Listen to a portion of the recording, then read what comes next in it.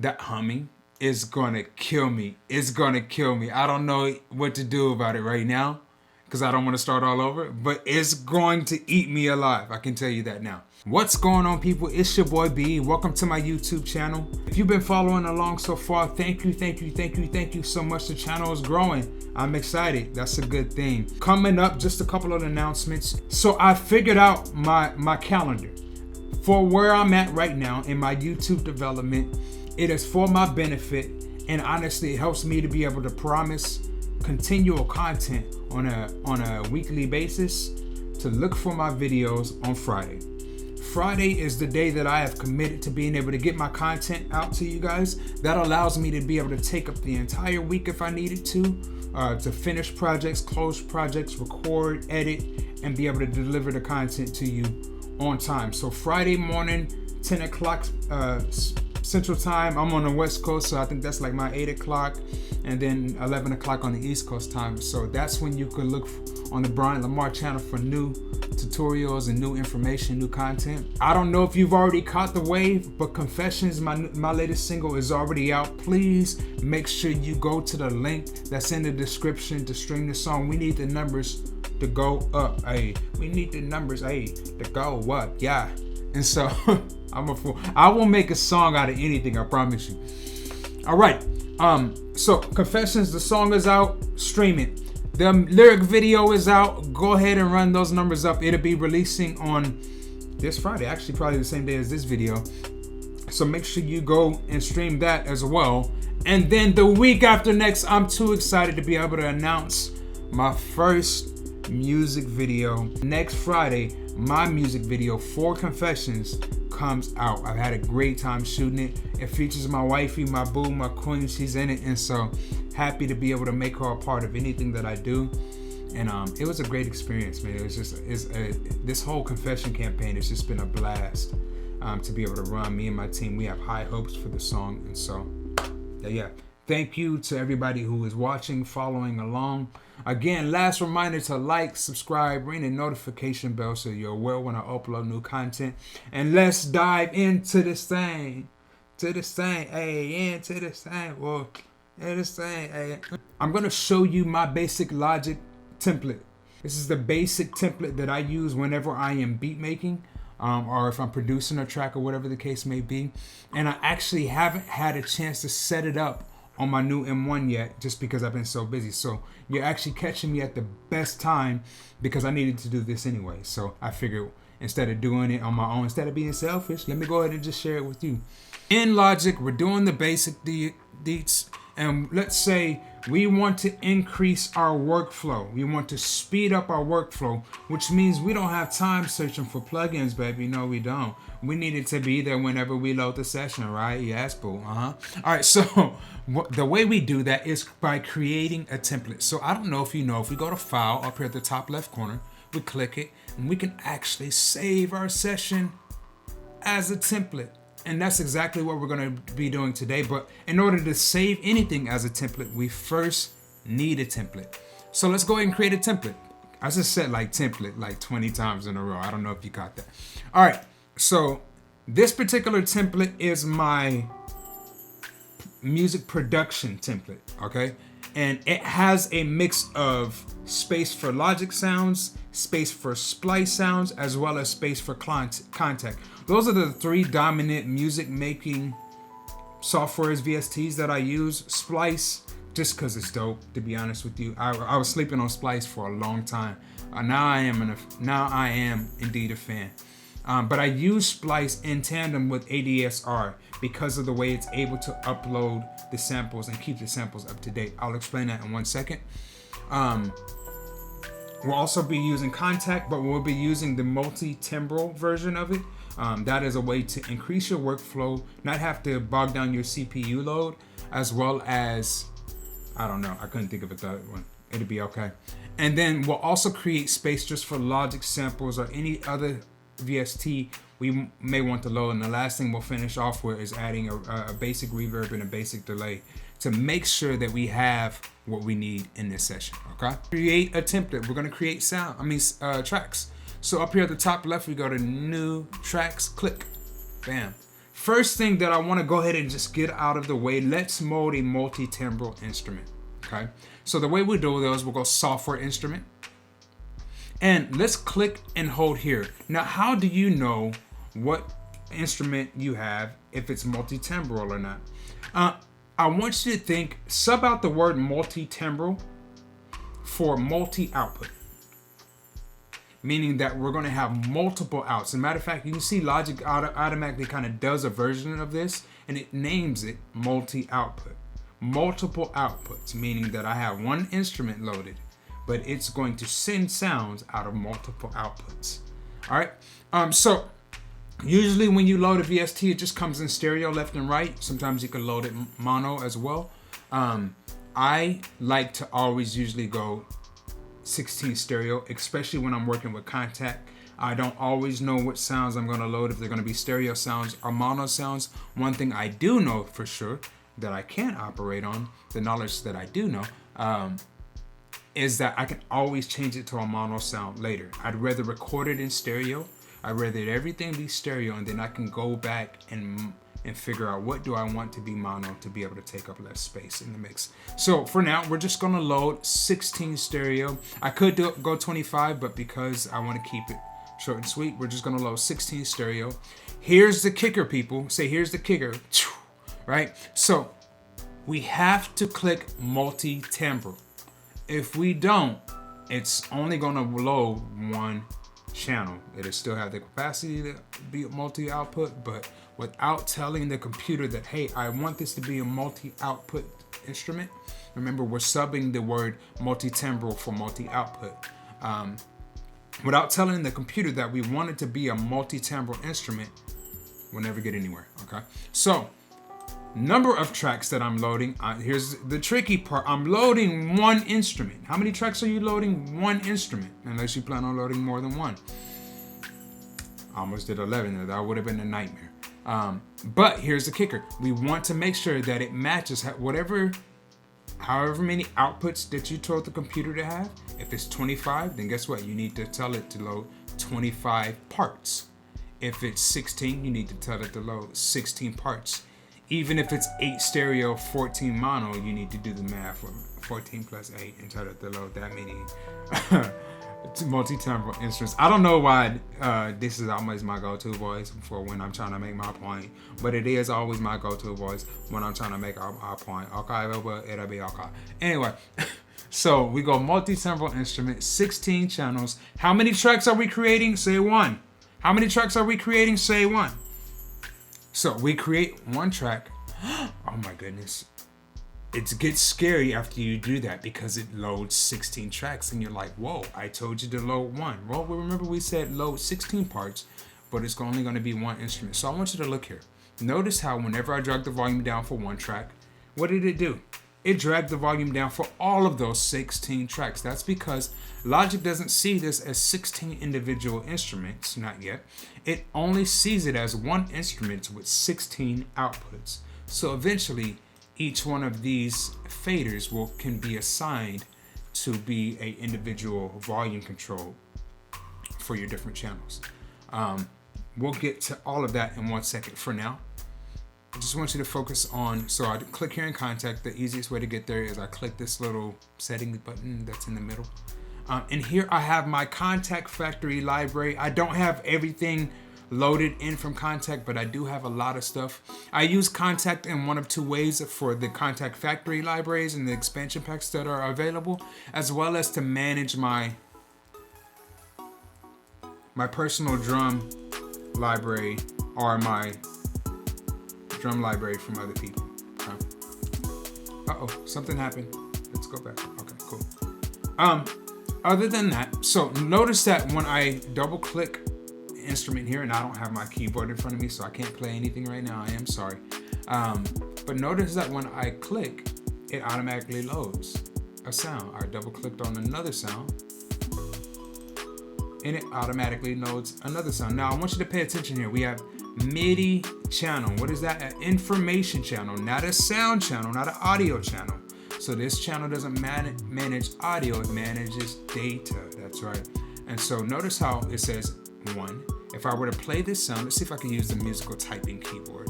To even be able to access this drummer boy sound, I have to be on channel 2. And I know I have to be on channel 2 because it tells me, and see if I can get my mouse to move. It tells me right there that this channel is assigned to channel 2. So I can't access channel 2 sounds from channel 3. I have to be on channel 1.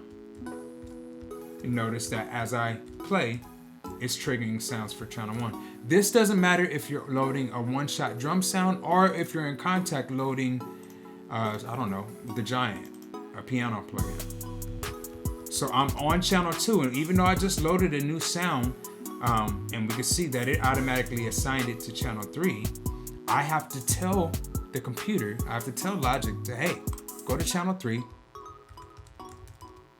and click there.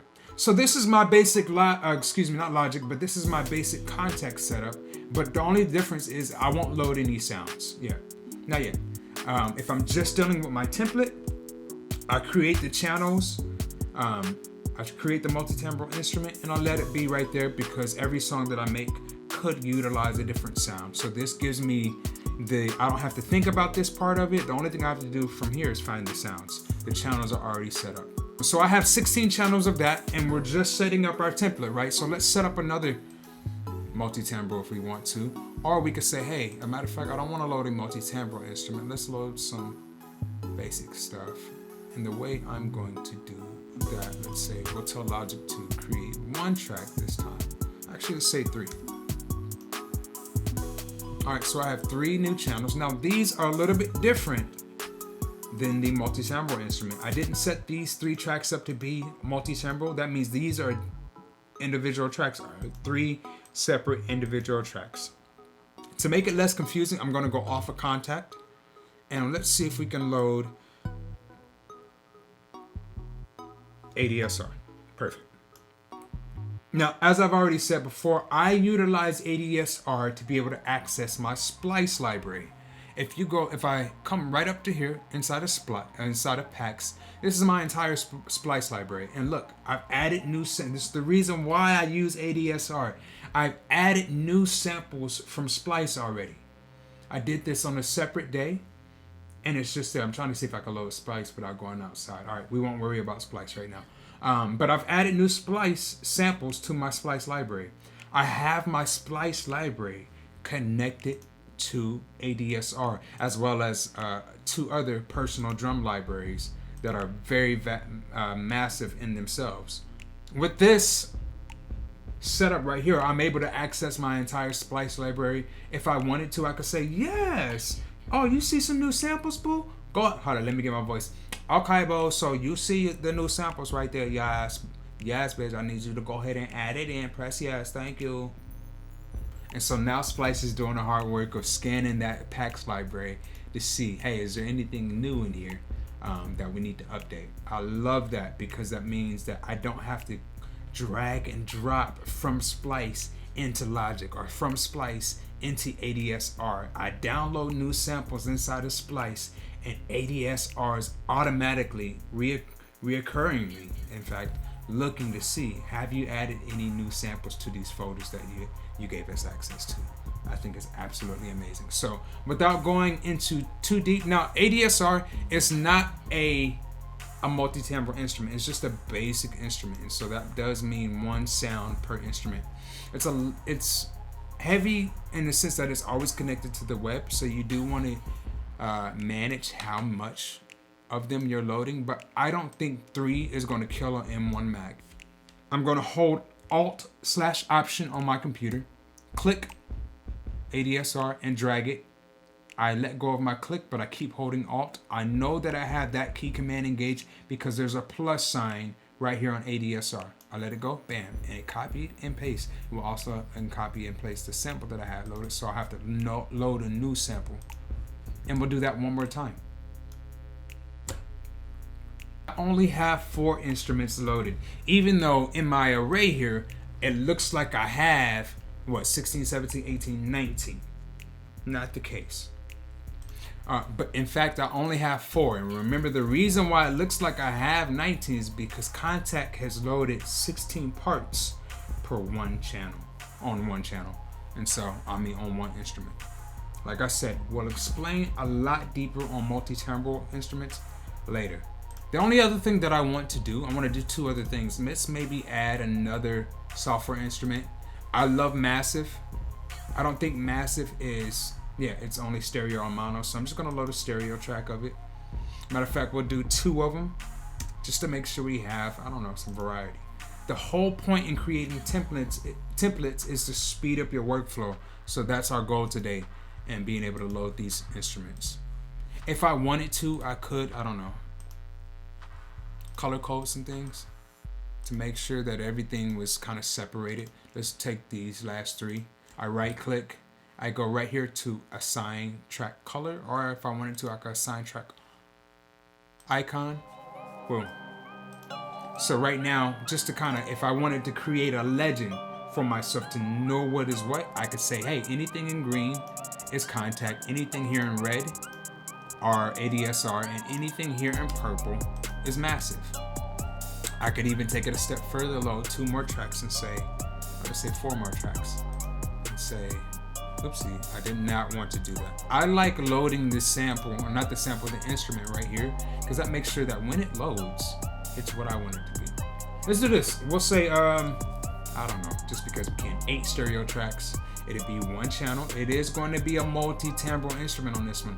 The way I'm getting to this one, this is AU Instruments, Native Instruments, Reactor 6, multi-output, which is another way of saying multi-timbral, at least in Logic terms, right? Or at least in the DAW universe. And we say 8 stereo. So what does that mean I need to do to the number of tracks? Absolutely nothing. I need to keep that the same. What does that mean I need to do to the number of multi-timbral instruments? You're absolutely right. That I do need to make the same as the amount of parts that I'm loading, which are 8 stereo tracks. So I'm going to tell it to load 8 stereo tracks. I click create, and voila. And it's here. Bada bing, bada boom. Okay? One more thing before you go, and then make sure you like, comment, and subscribe on the video. Let me know what you want to see from me in the future. Let's save ourselves time on reverbs and delays. So the way I'm going to do that, like I said, normally I wouldn't have any bus set up. I wouldn't have this channel. This is just my OBS talk back. Right? So say contact ADSR, ADSR, ADSR, massive. I could, oopsie. And then what was the last one? Reactor. So just for continuity, for clarity, right? If I'm saving this as a template, I don't want to have to get, what was that purple one again? I can't remember. I already want to know what it is. All right, so let's create some reverbs and delays. We're gonna create them on buses. We're gonna bus our reverbs and delay to these individual channels. So the way we do that is we're gonna select all of them. Typically in the audio universe, your bus 1 is a reverb. So I come here, I click, I hold, I come to bus, and see how it automatically has it there for me. I love Logic for this, that it automatically creates an auxiliary track for each one of your buses. I'll explain that on a different video, but for now, we're gonna go bus 1, bam. Notice how all the channels we had selected now go to bus 1. I love it, it's absolutely amazing.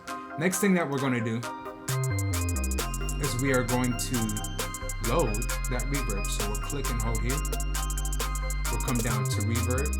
Chroma verb is a great Logic reverb. Bam, click and hold, and there it is. All right, so there it is. We have a reverb already bussed. All I did was tell her, hey, this reverb, I want you to come to each one of these individual channels. And to control that, the volume of the reverb, we turn the bus up or turn it off. Another thing we're gonna do is, again, we're gonna select everything. Matter of fact, no, we're not. We're gonna label this reverb.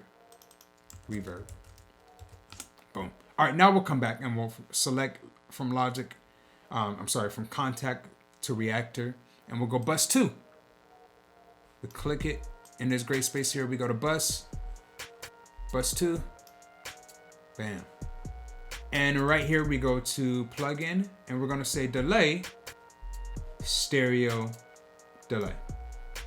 We could use Echo or Delay Designer. I come from an older version of Logic, and so therefore stereo delay for me is a go-to. If I wanted to, I could come here and start affecting some of the parameters, killing some of the bass, because I know I don't want to put any delay on any bass that's under 100 hertz. In the same way, I could argue I don't want to put bass on anything that's over 7K. So whatever. One man's something is another man's something, but yeah. And there you have it. Nah, my tipsy bartender voice. So if we do this, how we set up a template, the only thing we would do from here is go File, Save As, Template. Project Templates, OBS. For me, I'm gonna say OBS because I have the OBS mic in here. OBS Logic Create, right? This tells me that, hey, the purpose of this particular template is to be able to record in OBS while simultaneously creating, right? And save. Now, anytime I go to Logic and I want to load a new sound, I don't have to say load blank from canvas or load the hip hop or load this or load that. I've created a template just for me, for my personal workflow, and it works for me. It works for what I need it for. Alrighty, make sure you like, comment, subscribe, ring the notification bell, and let me know in the comments below what you want to see from me. Until next time, thanks for rolling with your boy B, and make sure you stream Confessions. I really appreciate it. Let's get this video up to like, I don't know, 100 likes. Let's give it a shot. And B is out, baby. I'm out, baby. Out. It said out, baby. Yeah.